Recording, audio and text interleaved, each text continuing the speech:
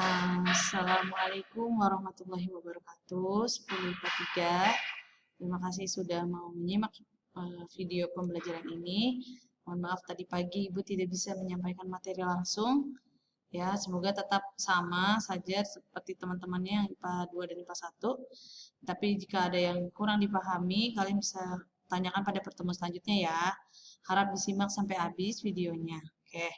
Kita akan masuk ke materi konsep reaksi redoks ya. Ini adalah awalan untuk materi yang nanti akan kalian pelajari lagi di kelas 12 ya. Semangat. Slide-nya geser dulu. Ini KD-nya, Ibu percepat. Nah, sebetulnya awalnya Ibu akan menyampaikan dulu nih. Ada video di YouTube yang berkaitan tentang reaksi redoks dalam kehidupan sehari-hari ya. Jadi Ibu ceritain aja videonya. Jadi pada kulit buah pisang itu seringkali kalau dalam waktu yang lama, yang awalnya dia berwarna kuning, dia akan berubah menjadi kecoklatan atau bahkan hitam. Nah, perubahan warna inilah yang salah satu contoh reaksi redoks yang dapat kita temui dalam kehidupan sehari-hari. Tidak hanya buah pisang, ya, buah apel pun juga kalau kita kupas kulitnya, kalian pasti juga ngerasain nih. Pasti lama-kelamaan dia akan berwarna lebih gelap ya atau akan kecoklatan. Ini adalah salah satu reaksi oksidasi seperti itu. Dan di video itu juga dijelaskan bagaimana cara mengantisipasinya. Jadi kalian bisa lihat lagi ya videonya. Oke, selain dalam contoh pada buah-buahan, ya bahan-bahan alam yang pastinya mudah mengalami oksidasi, di sekitar kita juga ada reaksi redoks, yaitu pada proses pembakaran minyak bumi, ya, atau bahan bakar minyak, contohnya bensin, ya, atau minyak tanah, itu ketika dibakar, nah reaksi pembakaran itu berlangsung dengan terjadi karena reaksi redoks, kita sebutnya. Lalu fotosintesis ya, kalian tahu itu adalah proses pembuatan makanan oleh tumbuhan. Itu juga termasuk reaksi redoks. Ya, dan pada baterai dan pengkaratan besi. Nah, besi yang awalnya kita tahu batangan itu kokoh dan padat dan keras, dia akan berubah sifatnya ketika mengalami pengkaratan ya, berubah jadi warnanya agak kuningan dan dia jadi lebih rapuh.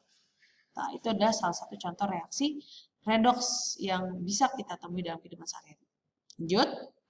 Sekarang apa sih definisi reaksi redoks? Nah, reaksi redoks adalah reaksi gabungan, yaitu antara rednya berasal dari kata reduksi dan oksnya adalah berasal dari kata oksidasi.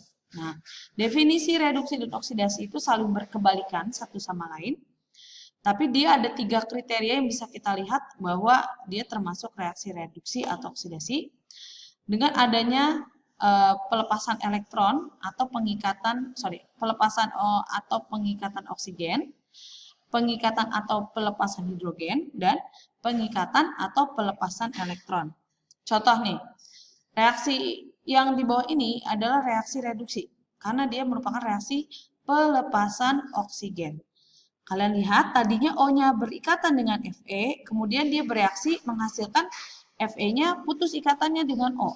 Nah, ini adalah contoh reaksi pelepasan oksigen. Jadi zat yang dilepas ada di sebelah kanan pada panah. Gitu ya.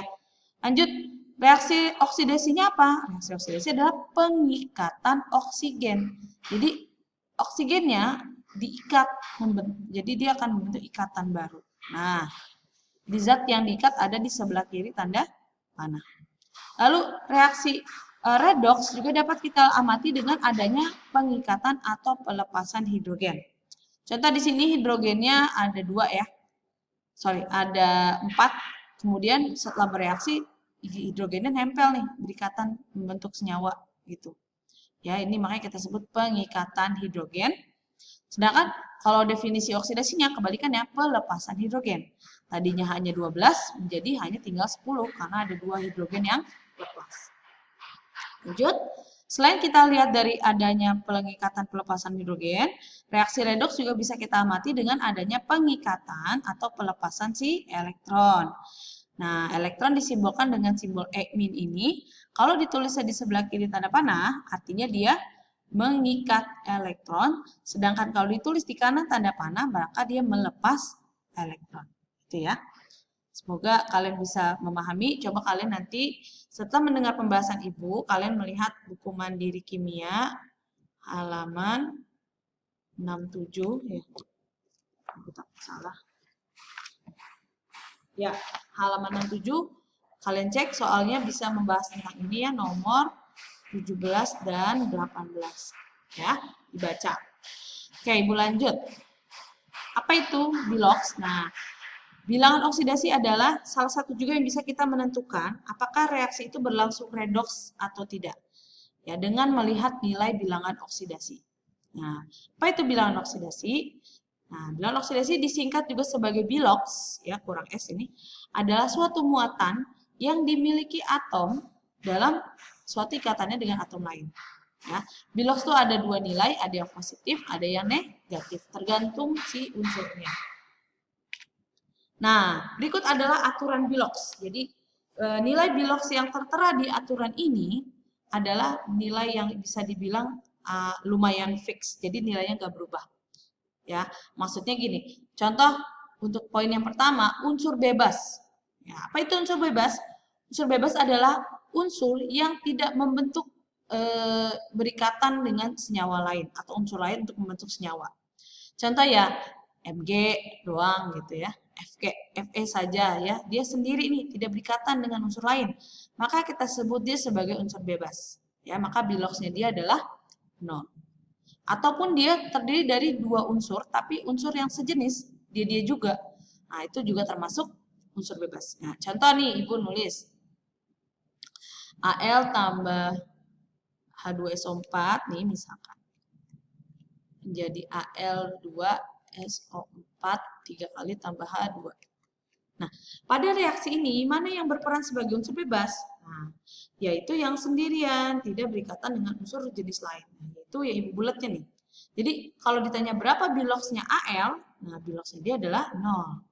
Berapa biloxnya H pada molekul H2, ya biloxnya dia juga 0, karena dia unsur bebas, sekali lagi. Ya. Oke, Ibu lanjut. Nomor 2, kalau unsur O dalam senyawa, nah berapa biloxnya? Biloxnya dia adalah -2. Nah, contoh nih, oksigen di senyawa H2SO4 dalam bentuk senyawa, biloxnya dia di sini -2. O pada senyawa, di sini biloxnya juga -2.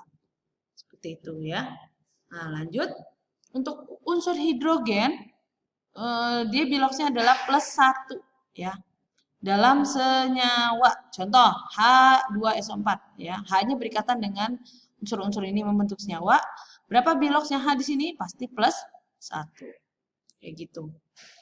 Beda ya sama H yang di H2, biloxnya dia 0 karena dia unsur bebas. Lanjut, yang keempat, golongan 1A. Biloxnya kalau dia dalam senyawa, tuh, maka biloxnya dia adalah +1 juga. Contoh, ada unsur Na yang biloxnya +1 adalah NaCl. Tuh. Nah, Na di sini biloxnya adalah +1. Lalu yang ada kaliumnya ya. Misalkan K2SO4. Nah, kalium di sini biloxnya adalah +1. Seperti itu ya. Pokoknya prinsipnya kalau dia dalam senyawa, biloxnya dia +1. Lanjut, golongan 2A ada Mg, CaSRBA, dia biloxnya dia kalau dalam senyawa adalah +2. Contohnya misalkan CaOH 2 kali. Nah, Ca di sini biloxnya +2. Kayak gitu ya. Nah, yang terakhir yaitu unsur golongan 7A, biloxnya dia adalah -1 ya. Syaratnya harus si unsur-unsur golongan 7A nih kalau dia dalam senyawa biner ya. Jadi nggak hanya dalam senyawa biasa tapi dalam senyawa biner. Apa itu senyawa biner? Ibu contohkan dulu, senyawa biner itu definisinya adalah berasal dari kata bi yang artinya 2 ya. Jadi senyawa biner adalah senyawa yang tersusun oleh 2 jenis unsur. Ya, contohnya kalau yang ada unsur FCl, BRI-nya ya, yang ada dari 2 unsur, misalnya KBr. Cuma ada 2 unsur ya. Lalu yang ada I-nya HI. Nah, I-nya di sini ada ya, lalu ada F, apa ya, MgF2 misalnya, atau Cl-nya NaCl. Nah, keempat senyawa ini adalah senyawa biner, yaitu yang terdiri dari dua jenis unsur ya. Meskipun di F-nya ada dua, kayak gitu. Tapi kita tetap kategorikan dia senyawa biner, karena yang penting judulnya dua jenis unsur. Nah, jadi di sini biloxnya unsur yang pada senyawa biner, ya, bilox unsur-unsur golongan 7A, biloxnya dia adalah min 1, ya. Mana Ibu Nursi? Jadi biloxnya BR di sini min 1. I di sini min 1. Cl min 1. F min 1. Nah, sekarang kalau yang bukan senyawa biner gimana? Bukan biner. Contoh yang ada unsur FClBrI-nya ya. Misalkan NaClO4. Nah, Cl di sini tersusun dari 3 jenis unsur. Maka si Cl di sini biloxnya bukan min 1. Ya. Jadi tidak berlaku aturan yang tadi min 1 tadi, hanya untuk senyawa yang tersusun dari FClBrI kalau dia dalam bentuk senyawa biner, ya. Ya, Ibu langsung percepat bagaimana menentukan bilox. Nah, bilox ini adalah total dari bilox semua unsur dalam senyawa, pasti biloxnya akan sesuai dengan muatan total senyawa. Nah, muatan total senyawa, contoh nih, H2SO4. Kalau kita total bilox senyawa dari H2SO4, biloxnya H, tambah biloxnya S, tambah biloxnya O, pasti total muatannya adalah 0. Nah, kalau tidak ada tanda pangkat negatif ataupun positif di atasnya. Kalau ditulisnya ada negatifnya di atas nih kayak gini, maka total biloxnya senyawa ini adalah min 1. Ya, jadi muatan yang pangkat di atas ini adalah total biloxnya unsur-unsur tersusunnya.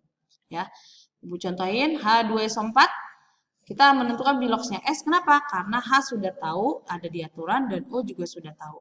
Jadi atom H-nya ada 2, ya. Jadi biloxnya H dikali jumlah atomnya tambah S tambah O, karena ada 4 dikali 4 sama dengan 0. Kenapa? Karena di sini tidak ada tanda plus minus apapun. H berapa biloxnya di aturan 1 ya? S itu yang ditanya. O itu biloxnya min 2 dikali 4 min 8. Jadi 2 dikurang 8 sama dengan min 6, pindah ke ruas kanan jadi positif 6. Ya, total muatan biloxnya dijumlahkan sama dengan total muatan yang di sini. Kalau tidak ada angka berarti sama dengan 0. Nah, sekarang kalau dia dalam bentuk senyawanya ada tanda muatan positif di atasnya atau negatif di atasnya, maka cara penyelesaiannya sama kayak tadi, biloxnya atom C yang kita pengen cari tahu, karena tidak ada di aturan bilox, ditambah biloxnya oksigen dikali 3, ya, karena O-nya di 3, sama dengan min 2. Nah, ini dari sini min 2-nya. Jadi C tambah min 6, pindah ke kanan jadi plus 6, dikurang 2 sama dengan C-nya plus 4. Ya, oke, sekali lagi, jadi itu untuk pertemuan hari ini. Harapan Ibu kalian bisa menentukan bilox suatu atom. Kalau tidak ada di aturan bilox tadi, berarti dia yang nilainya kita cari. Ya, kalian nanti bisa coba KNO3 misalnya. Karena tidak ada tanda plus minus apapun, berarti total biloxnya K tambah bilox N tambah bilox O kali 3 sama dengan 0. K ada di aturan bilox plus 1. N yang tidak ada, berarti dia yang ditanya. Ya. O biloxnya min 2 kali 3 sama dengan 0. Totalnya jadi min 6 tambah 1 min 5, pindah ke kanan jadi plus 5. Ya, seperti itu untuk hari ini.